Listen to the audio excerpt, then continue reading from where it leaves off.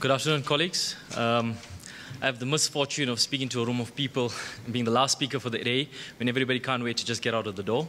So I'm gonna try and keep it as sharp and as short as possible. So let me just begin by saying that I'm not going to be discussing any weather formations, and neither am I selling any products. So in fact, this presentation was prepared in Microsoft PowerPoint using a MacBook and supported by openway software. Okay. SARS customs modernization. It actually began as a journey a long time ago. In fact, a lot of our foundational principles and guiding principles was established by none other than Mr. Erikik himself. And a few years ago, at least 18 months to 2 years ago, we came to the realization that actually we have been planning and talking about customs modernization for probably the last 10 years. That's how long it took us to analyze, that's how long it took us to establish benchmarks and decide what was wrong before we could actually go in and say, this is how we're going to fix it. So today what I'm going to talk about is SARS customs modernization, but in keeping with the theme of the conference, I'm going to give it a little bit of a connectivity flavor, or what we see connectivity as and how we are trying to incorporate it into our customs modernization agenda.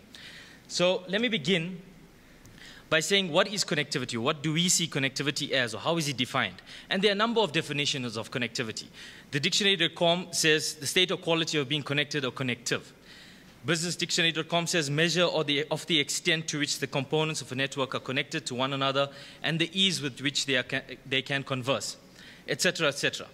But the definition that I actually like best is the one that was said by the Secretary General of the WCO. Basically, he said, connectivity encompasses people-to-people, institutional and information linkages that underpin and facilitate the achievement of customs. Now, obviously, this is from a customs perspective of what connectivity is. But we know now from hearing all the other presentations of today that that can actually be rolled up or even spread out and expanded to encompass other government agencies, to encompass governments for that matter. Now, let's start at that level. What is connectivity at the highest level? And that's where we see government-to-government connectivity coming in. And this has to be established through trade agreements, MAA, MAUs, sharing of information between governments, or at the very least, allowing the sharing of information of other government agencies. And in order for us to do that, there has to be, the reason for that is facilitation and security or mutual recognition. So we know that our governments have to give us permission in order for us to do this. So it has to start at that level, or we at the very least have to take that into account. At the next level, we move to a stuck. Okay, there we go. Zooming in, talking about South Africa. Customs for business, connectivity between customs and traders. We have to enable our traders to communicate with us in the easiest and quickest way that they possibly can. And the way South Africa has chosen is the EDI Declaration Submission Channel. That gives our traders the ability to directly submit their declarations into our systems. But what we've also introduced is electronic supporting information. Basically, that means that any supporting documentation or information that is required for the processing of a declaration can be submitted to us electronically. So technically what I'm saying is we no longer process paper. A guy no longer, or a trader no longer has to bring us a piece of paper in terms of an invoice or a bill of lading or any other supporting information. They now have the ability to submit it directly from their desks, from their offices into our systems. Authorized economic operator, also customs to business. A business is pushing us to drive the AEO concept so that we can start treating them differently based on the benefits that they can achieve regarding that. Third-party validations. What we basically mean there is party A submits information, a trader submits information. How do we then verify or confirm that information? And we've said third-party validation information is probably the best way we can do that. Now, what I mean by that, a simple example, if a party or an agent gives you bank details, wouldn't it be better or easier for us to go to the actual bank to confirm that details than to ask the trader to actually give us supporting information? It is easier. But obviously, this can only be done if it's underpinned with the right ICT infrastructure and agreements and policies to enable us to do this. And a common digital tariff book. That basically means that all our agents have access to one version of the truth. Our tariff book is ubiquitous in terms of how we submit, how we communicate to traders, how we deliver it to traders, and how we allow them to make use of that tariff book. At the next level, we then look down at one port within South Africa. How do we modernize internally before we look at externally? And that's where we say, between South Africa, this border is Kopfontein, which is a border post between South Africa and Botswana. Customs to Customs International. It's been spoken about quite extensively from the speakers from this morning. In order for true single window benefits to be achieved, you need to be able to communicate not only internally, you need to communicate community-wise, community level, and you also need to communicate internationally with other customs organizations. Now there you need to share declaration, risk, and cargo information, not only for processing, but also for pre-arrival information and preparedness for that agency to know what to expect when the consignment actually arrives. Facilitate a common process, a one-stop border approach. Now, here we step into another realm of what modernization is about, because and it has been stated, we've been talking on a very technology-focused guide here so far in the conference. But when we did our analysis and our benchmarking with our traders, we realized that they said, yes, number one, you need to give me the ability to give you the information. But number two, when I give you that information and you process it and you decide that you need to stop me, fix that process. Because that's when everything comes to an halt. You decide that based on risk, you want to inspect a specific consignment to a specific truck, and it arrives at the border, and then you step into a paper process or manual process, where someone then needs to check the documentation, go and unpack a container, look at what you are actually trying to find out, and then submit a report, which then gets sent to someone else to then proceed with the release. Now that takes time. So we said, let's look at it holistically. Let's try and fix the entire end-to-end process from a customs perspective. And also included in that, obviously, is transit management. Because the country on the other side of the border needs to know what's traveling through our borders and going through to theirs. At the next level, looking at the actual border post itself, we then say customs to other government agencies. So how do we talk to those government agencies within our border post so that we can present one voice, one face, and one approach to our traders? When a trader or a trucker arrives at the border post, and this, using land border as an example, obviously, when he arrives at a border post, he doesn't want to have to go to customs process, go to home affairs process, go to health and process, and then go to the veterinary inspection and process. We're saying let's give him one focal point where he can present all his information as well as his cargo, and we can process it across the board. So that's what we're driving towards. But we're saying, let's use the technology and the connectivity between ourselves to facilitate that process. And then finally, at the most internal level, C2C, customs internally to customs. This is the national communication between South African customs at one border post to another border post. Now, the process or the approach we've adopted is to implement 4 centralized hubs across the country. Those hubs do our administrative processing or documentary processing of all declarations. Now that basically means wherever you are sitting in the country, regardless, if you submit a declaration, it goes to one of these hubs based on which region you are at. Those officers have no idea where these goods are. They have no idea what is in the goods. More so than that, they have no idea who has submitted the goods when they receive that information. They are making a pure research analysis based on the data that they are being presented with.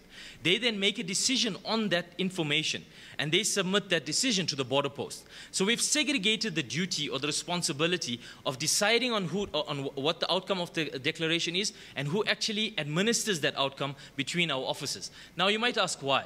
And the reason for that is simply, in South Africa we face the not unique challenge. I think from my research, it's definitely not unique to Africa. The problem of corruption, the problem of greasing the machinery, the problem of making things work easier. I mean, honestly, it's become too easy in a lot of our regions. So we're saying we need to put the checks and balances in the system, in the process, to avoid this practice from continuing. And that's why we're saying, let's remove the decision from the person who's at the border facing a trader. We're saying he has no power. He cannot decide if these goods get released or not. The decision resides solely with someone sitting either in Johannesburg, Cape Town, Durban, or in Pretoria. They decide whether those goods get released or not. Now, is it perfect? Definitely not. Do we have a long way to go? Absolutely so. But we're seeing a marked difference in the number of automatic releases or the number of cases that are now suddenly being worked on from a much more analytical perspective. So if we look at customs modernization from the next level, how do we make it a reality? Because that's where a number of organizations are sitting at. They know what they want to do. How do they do it? How do they take customs or their customs administrations to the next level? And we're saying you have to look at it holistically. You can't approach it from a technology perspective or policy or process or people. You need to look at it holistically. Tie all of these facets together so that you can then drive customs modernization from all angles. Now, I'm not going to go through these issues. I think these are common across the board, not only to customs, but also to trade organizations, to the agents, to the entire supply chain, people not actually doing what they need to be doing when they need to be doing it. Now, our solutions: automate the norm, manage the exception. A very interesting question that came across earlier. What about the small guy? What about the guy who's sitting, doesn't have a computer, doesn't have a laptop, he arrives at the border, he has his bag on his back, and he wants to go across the border? What about him? Now, none of our solutions technically look at that, but we are saying, let's turn it around. Let's get those big guys, those big companies who have the capabilities, let's get them to comply. Once they comply and we know that process is working, we can then focus our attention on those ones that are not complying. Now, in keeping with that, we've given a simplified solution to those traders, small traders, the SMEs, the guys who are working with the curios, the guys who are coming across every day. We've given them a simplified declaration that we have introduced via our PPS solution. That's our traveler declaration solution. So we're not ignoring them, but we're saying we have to be able to focus our resources in such a way that we get biggest bang for buck. Now, that's obviously just a term to describe, not how much it's going to cost, because it costs a lot. But regardless of that, we want to get as much for what we're spending in terms of resources, manpower, and obviously our focus. So make it exciting to own. Make the people who are using the system, who are actually doing the work, make them want to do it, number one. Number two, make them be accountable for it. So that officer who's sitting in front of a computer and looking at a declaration, does he know the impact he has on the supply chain? Does he know what the impact he has on the process? Does he know when he presses stop, it basically means thousands and thousands of rands or dollars to an agent sitting out there submitting that? Does he know that? Well, we're saying he should know that. He should be able to take accountability and say, when I press the button to decide to stop this declaration, I must be 100% certain. And what would give him that certainty?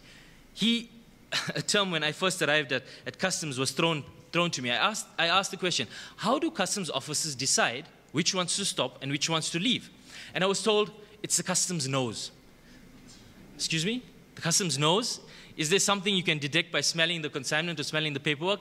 And I was then told or informed that it actually means the knowledge that a customs officer has gained over the number of years and with the experience he's had, just to recognize trends or recognize things that he sees on the ground. Now then, I sat there asking myself, okay, how do I compute this? How do I put this nose into a computer system? And that was very, very difficult, believe me. And that's where the next point, a very important point, comes up, risk management. Our risk management tool and our approach is probably our most important, I would say, driver of customs modernization. Because everything we do, whether it's from people, process, technology, or policy, is driven from the risk we want to identify, the risk we want to manage, and the risk we want to then eventually mitigate. So moving along, next we go to policy. We know what these issues are. We have disparate and uncommon policies, control-driven and paper-dominated. Paper domination, we know, is across the board. All areas of our organization suffer from it. How do we automate what is on a piece of paper? So the solution, we said, is standardize it and simplify it. Make the policies and the legal instruments that we use to administer our business as easy to understand, and even better, as easy to implement for our agents and traders. Now, I see a few traders, South African traders in the audience, and I think they can attest to the different approach that SARS Customs has adopted in this round of customs modernization, which we like to call it what we say a collaborative approach or a cooperative approach between us and trade, trying to engage trade and make trade come on this journey with us, making sure that they understand what we require from them and also what they require from us. Once again, risk-based and delivery-driven and based on process orientation. The process. Today, it's functional and orientation work build-up. Going forward, we need to be capacity orientation. What that basically means is, effectively, if we wanted to secure everything that goes across the border, we would stop every single consignment. Now, we know that's not physically possible, and nor is it something we would want to do, because we would then be halting trade. We would not be facilitating trade. So we then have to ask ourselves, with this volume of information and consignments that are crossing our borders, which one do we get our meager capacity or our meager resources to focus on? How do we focus them? And that's where the risk comes in again. You make a decision based on the risk that you are trying to mitigate. You're given information, you're giving data, you're given entity information, you're given consignment data, and you make a decision based on that. Based on that information, you then focus your resources to stop that consignment or that documentation. Electronic data-rich processing, knowledge and data is power. Without it, no customs modernization will ever succeed. That's what we learned in our business, because we took a long time trying to make our processes work around the data that we had, and we realized it could not work. We had to enrich the data that we were getting and we were requesting from trade so that they could enable us. And that was not a difficult sell. It was not difficult to go and tell trade, if you give us more information, we will stop you less and you will take less time to process your declarations. They understood. It made sense. It does make sense. Automated data-driven workflow. Let the system do as much as it can. It can never remove the person from the process, but it can definitely facilitate what needs to be done. It is a tool. It is an enabler. It is not a replacement for a customs officer, but use it in that regard. And that's where the technology comes in. All organizations or all silos within a business have different data requirements. And we had inaccurate data, capturing delays and errors, et cetera, et cetera. How do we come across, or how do we present a common platform or technology-driven solution which encompasses all of these different business areas, all of these different business silos, and looking at a higher level, all the different government agencies? And that's where we said we need a common data dictionary. And it's already done for us. The WCO data model is there. It's been developed, it's been rolled out, it's evolved so much so that it can now be used by other government agencies to develop any single window that you want across the world. And we've aligned to that 100%.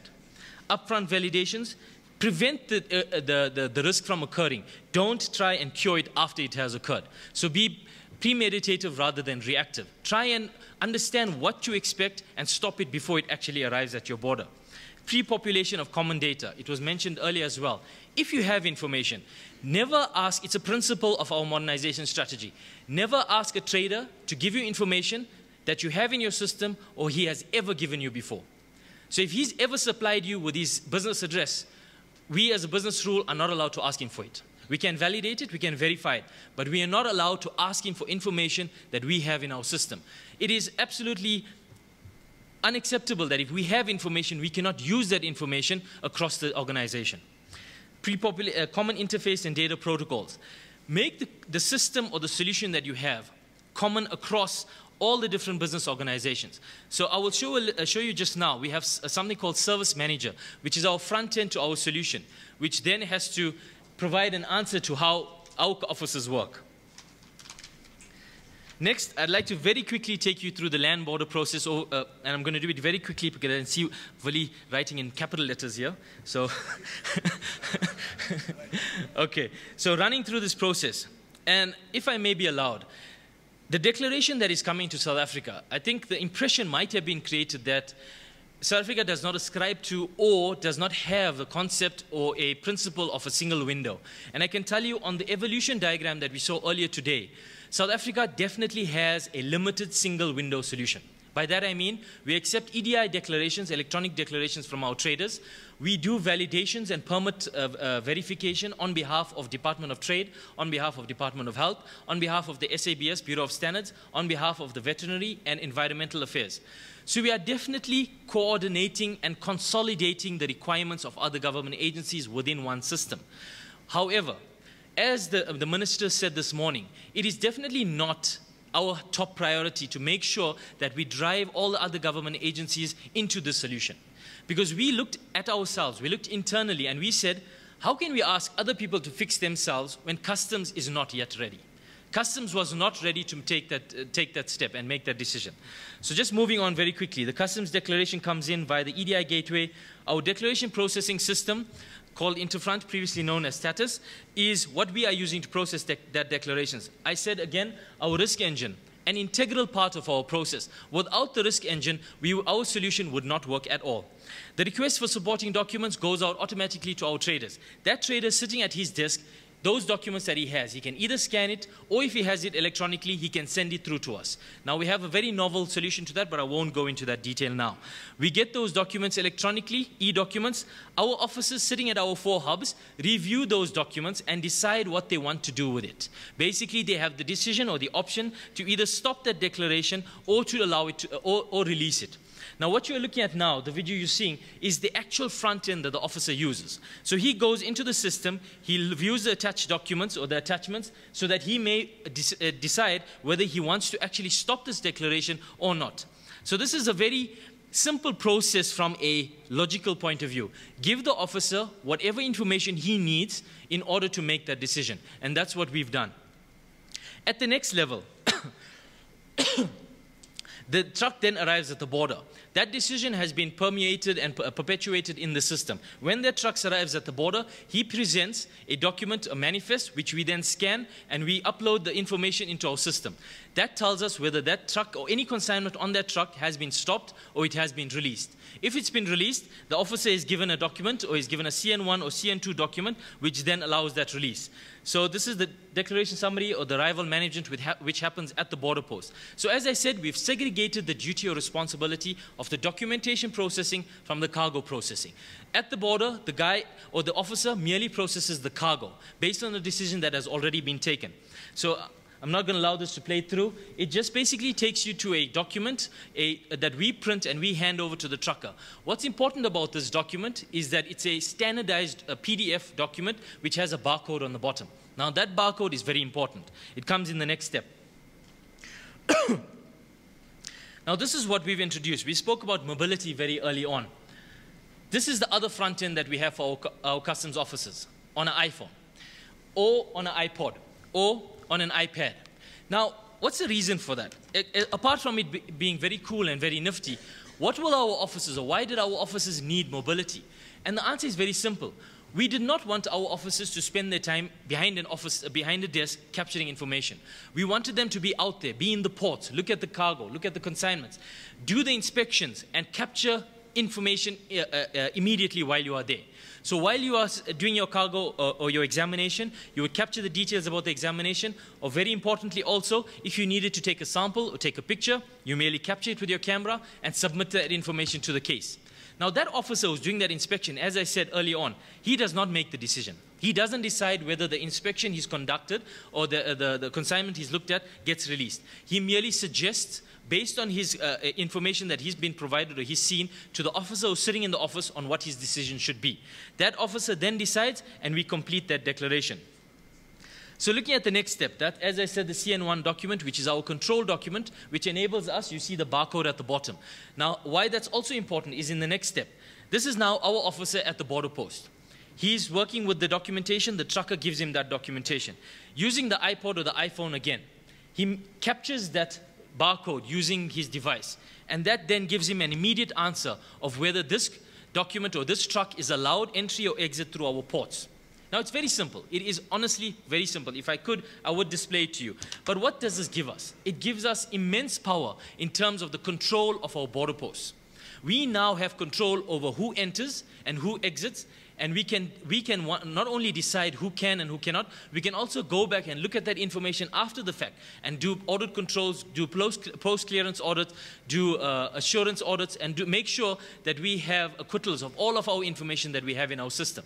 So previously, we knew we had a whole lot of documentation, but we really didn't know that all the trucks that were tied to that documentation ever crossed the border. No longer. Now we know for absolute certainty, if you declared and your truck did not cross the border, then there's something missing in the system. Now, this is the last one, just to give a roundup of what exactly we're doing from a regional connectivity perspective. And we've held a number of workshops, a number of them, one of the main ones being chaired by the WCO, to drive us in the right direction. Now, We haven't decided on a particular solution. We haven't. And regionally, we're not proposing or punting any particular solution. What we are saying is, let's look at what we can do in now. Let's not think about what can be done in 3 years, in 5 years, or in 10 years. What can we do now that is going to get us on the path to eventually connecting, achieving full connectivity across the board, and at all levels, government to government, customs to business, customs to customs. How do we then achieve that? Now, as Yusuf spoke about earlier, we have signed off at the SACU level, and we have a similar approach that I'm actually flying to Cape Town tomorrow. I'm presenting this exact same presentation to India, Brazil. And we're talking about how do we connect with them. So we're expanding our world. We're saying, why do we only have to look regionally? Why can we not look internationally? Data is not tangible. It can be communicated regardless of whether you have a wire or whether you have wireless. The point is you must have the people, the process, the technology, and the policies in place to enable and allow you to do that. So I think that's it. Just to close, thank you very much.